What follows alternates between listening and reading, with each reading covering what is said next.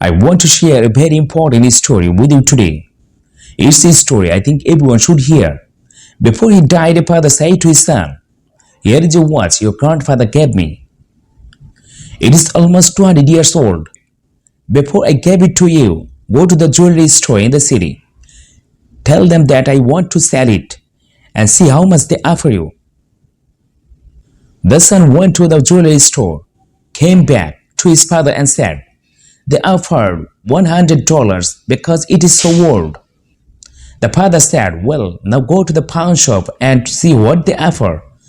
The son went to the pawn shop, came back to his father and said, "The pawn shop offered only $10 because it has a scratch." The father asked his son to go to the museum and show them the watch. The son quietly questioned his father's judgment, but is still willing to act on his last wishes. He went to the museum. When he came back, he said to his father, "The curator offered $500,000 for this rare piece to be included in the precious antique collection."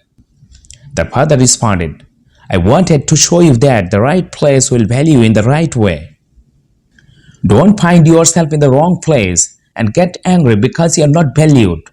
Never stay in a place where someone doesn't see your value or you don't feel appreciated. Never stay in a place where no one sees your worth. If you don't know your value, you will always settle for far less than you deserve. People who don't know their value settle for far less than they are worth. In relationships, or their friendships, when it comes to their profession or their job, they know they are worth more, but they settle for someone else's definition of their worth. That is the difference between most people and the few. Your value doesn't decrease based on others' inability to see it. Surround yourself with people who recognize your true worth and treasure you for who you are.